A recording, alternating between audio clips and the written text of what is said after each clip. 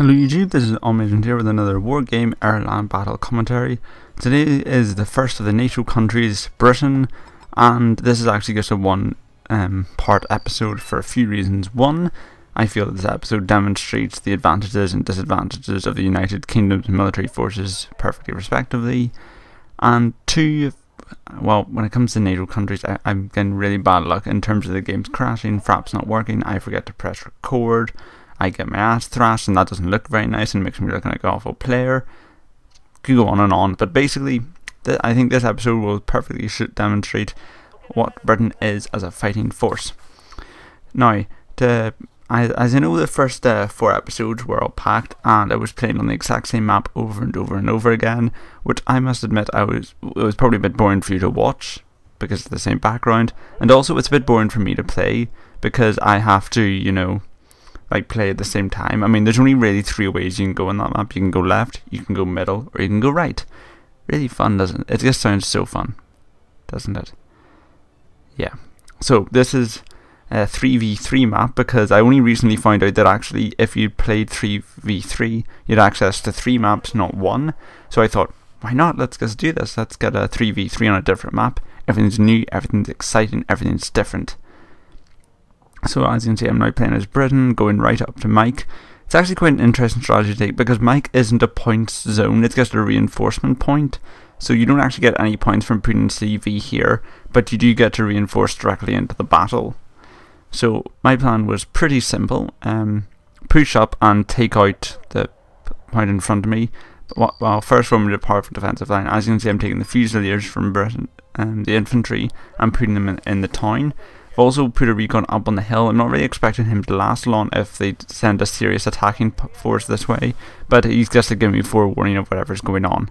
As you can see, I've also bought some FV432M, which are sort of mortar guns, and I've some tracked rapiers, which I think are Britain's only anti-aircraft missile, dotted around. I've also got some chieftains. So I'm going to start off this while the game's getting started up by explaining what Britain is good at. So Britain is good at a few things. One, logistics. They have a very cheap and a very fast truck. Now they only have 1 truck, which is a limitation in itself, but when you think about it, you know, it's cheap, it's fast, and I think you can buy quite a few units of them, so that's good. Next up is their advantage is their artillery. Britain has an excellent range of artillery vehicles that suit all needs. They have access to, or at least in the beta at least, remember that. They have access to the Abbott, which is your main artillery gun. They have access to that mortar gun that I'm using now. And then they have also access to the Chieftain Avra, which is essentially an assault gun. Now it's hard to explain. If you'd played Ruse, you'd know what an Avra is. In that game it was the Churchill Avra, but basically an Avra is a British tank variant, which imagine a mortar round but in a tank, and it just shoots forward, not on over stuff. It's hard to explain. Basically, imagine a mortar round that does more damage and it is incredibly high accuracy, like it always hits the target, but you have to have line of sight on it, but it's got more range than a tank gun, or maybe even an ATM. Basically, I guess you could say it's an ATM killer because it'll always hit the market, does high damage, and can probably outrange the ATM. At least that's what it is in principle. I'm not sure if that actually pans out. Also, I think the Abbas are only 40 points, which for an artillery gun is pretty good. So as you can also see, Britain's got 2 planes, the Tornado and the Harrier. Again, I don't really know a lot about planes, but I think the Tornado is like a sort of bomber, like a ground support kind of thing, and the Harrier is a more air-to-air fighter but can also do ground support. That's what it is in my mind. So as you can see, I've got my mortar rounds ready to fire. They've left themselves quite vulnerable, and also if you can see up here, I've sent a recon party with the Scorpion light tanks. So these are basically just very fast and very lightly armoured tanks, and they've managed through luck, I guess you could say, to spot the enemy CV. Now this was placed in a very, very bad spot. As you can see, it's out in the open, it doesn't have any forest. I'm not sure if I ever spotted, but they had like an Mi-28 flying over, so what I decided to do is get the Tornado on it. because I think the Rapiers aren't a very good plane to deal that kind of stuff.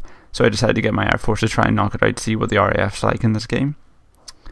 So here we go. I'm going to prioritize the Mi-28 because that's the one that can do the most damage, obviously. As you can see, it's already knocking out my recon, which sort of dashed my hopes of killing the command vehicle. But a strike from the Tornado instantly downs a 145-pound helicopter. So that's pretty impressive for my first strike. Actually, it's not my first strike. I've got 230 pounds already. I didn't expect it till later, sorry. Okay.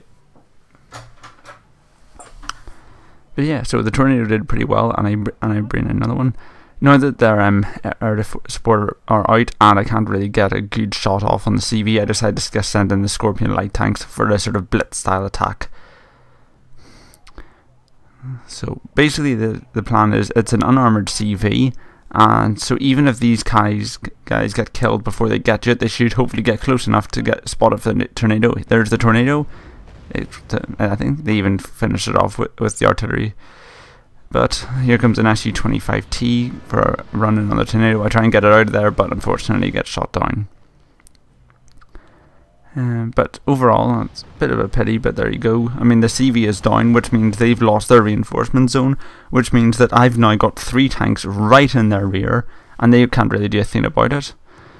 So now I'm going to bring in another one of Britain's strong points, which is tanks. Britain does very good tanks. Basically, Britain tanks as a general they've got the Scorpion light tank, which is good for scouting fast strikes behind enemy lines. Guess what I'm doing now? You know, going in, killing a few unprotected CVs, grabbing some supplies and getting out of there. But then they also have great battle tanks, which are slow but very, very well armoured and have a lot of firepower, such as the Chieftain and the Challenger. The Challenger is actually one of NATO's only 2 heavy tanks, I guess you could call it, in this. So apart from the East German, or not, the West German KPZ, which is like the MBT-70 but without an ATGM. So yeah, Britain basically fields very good armour, very good artillery. I think they're a bit lacking in some other areas though. There's another good thing about the fact that their tanks, because they have well armoured tanks, their tanks are the best ones for tank CVs. So that's very impressive. Basically, Britain is a good static nation where they can set up a series of tanks to defend a point very well. They've got good infantry to hold, you know, the gaps in between what the tanks can't cover. And they've got a good air force to sort of hammer in the weak points, and they've got artillery to break down the barricades when they're going in for a big run. So as you can see, the Tornado makes another run, trying to get the Mi-29 as the Chieftains finish off the Tunguska, leaving its air corridor clear. Now, unfortunately, the Scorpions are a bit panicked from whatever are running. I think they were hit by a few ATGMs earlier, so that didn't work out to plan. And basically, they get killed, but I know where some FOBs are. Interesting point that this guy has bought quite a few FOVs, or FOBs. So at this point I'm planning for more recon, because I've got the Challenger, I've got the Chieftains, I've got the artillery, I've got 4 mortars and 4 full-on artillery guns. Now at this point I was going to actually try and do something cheeky, because I thought, you know, if I take them from behind, knock out their CV so they can't reinforce, and then bring in my own before they can capture it again or set up a good defense, then I can capture Gulf and reinforce directly into Echo, which would be very cunning and clever. But it didn't work out. As you can see, now I've got a CV in the middle of the woods, and there's their CV going in for the kill, which is quite annoying when you think about it, because I've spent about maybe 140 to 200 points on that CV, and it's not helping the game at all, which is a pity. I try and rush the Spartans and the general infantry transports at the guns to try and take it out, but to no avail. The tank destroyers do too good a job. So the Tornado comes in, it does another fight with some Su-27s, which I think are the Soviet really good fighters, or the really good attack planes. Unfortunately that didn't really work out, but an Su-25T strays too close to my Falcon AAAs, and then flies too close to my tracked Rapiers. I try and stop them in time. They get the missiles off. Didn't they kill it? Did they kill it? No, they don't. Oh well. That's a pity. But yeah, elsewhere the Schultrums are actually doing a pretty good job at holding off my attack. I didn't really hold much hope for these transports actually getting to them, but you know, they're exhausting their supplies. Although they do have a lot of FOBs there, but they aren't being resupplied at the moment. And that actually brings me on to another point. I've brought in a Gazelle recon helicopter to see what's going on, which brings me to another strength of Britain, which is their reconnaissance divisions. Britain has a good variety of reconnaissance divisions. I think they have an unarmoured keep, a helicopter, recon infantry, and armoured recon. So Britain has a very good collection of reconnaissance units to spot the enemy. Also, I think their recon units are also very fast as well, which is another good advantage of them. So at this stage, I'm making an assault by my Falcons on the Schultrum. I hope that their rounds could have done something, but yeah, I don't think that was actually a wise idea on my part. But there's a MiG-17 in there, my tractor Rapier should be able to do it. The Rapier is actually a pretty good AAV vehicle, which it has to be because it's Britain's only proper anti-aircraft defence apart from jets and other stuff. So, but it is a good anti-aircraft system. As you can see, it took out the MiG. So at this point, points advantage quite well in NATO's favour, about 600 points in the lead at this stage. And me and I can't make it out, but the BPC guy, me and him are sort of the main points in the team. He's actually doing better than me at this point. I'm not sure what side of the map he's in, because I'm always focused on my own side to notice anywhere else. But yeah, so at this point my opponent probably got a bit carried away because he saw his tank destroyers and stuff were killing all of my stuff, so he rushed up his tanks to try and form a counter-attack. That didn't exactly go to plan, let's put it that way, because now the T-64s have rushed in and they're meeting the Chieftains. Now remember, T-64s are a pretty good tank, you know, they've got a pretty powerful gun, but the Chieftains have got very, very heavy armour. Ideally, this kind of like gun-on-gun fight is, especially when I've got artillery on him, isn't what he wanted. He wants to engage my tanks at range to use his ATGMs, and then he can go in and use his cannon only when it's absolutely necessary.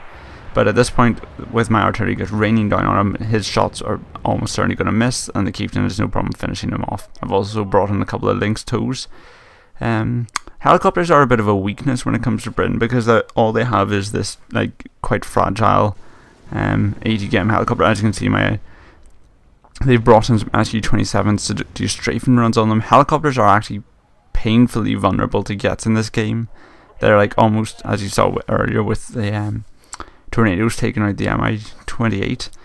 So as you can see, there goes another, there goes my Gazelle recon helicopter, and my Rapier is actually out of ammo. I should have been resupplying them a lot. But you know, as again, these are all relatively new decks. Now, as you can see here, I'm not sure if you caught it, but there was a T-80 BV. Now, in the beta, T-80s have a fearsome reputation as an almost unstoppable Goliath. However, I've got a Challenger 1, which is pretty much an unstoppable Goliath. It's just a monster of a tank. So I thought this is going to be interesting. Again, he's got a bit carried away. As you can see, the T-80 gets one shots it. And you know, the Chieftain, remember, is a well-armoured tank. The T-80 just went kapoof, and it's dead. So I didn't exactly fill me with hope. Also, I realised in trying to manoeuvre my Challenger, I was actually making it so its rear end to the T-80, which is a terrible idea. But thankfully, this terrain does shoot the Challenger, because it's a gun-on-gun fight, not a ATGM soften it up and then gun-on-gun fight. Also, I had the Lynx toes to help me with, and the artillery to stun it. He tried to bring in a jet to balance it out, but my Rapiers, well, they're called that for a reason. But yeah, and that's it for this game. I mean, I know, I'm sorry, but it's not much to show you, but it demonstrates what Great Britain can do. But anyway, this has been Allmagent. I hope you enjoyed this. Hope you found this entertaining and informative. Thank you very much for watching, and goodbye.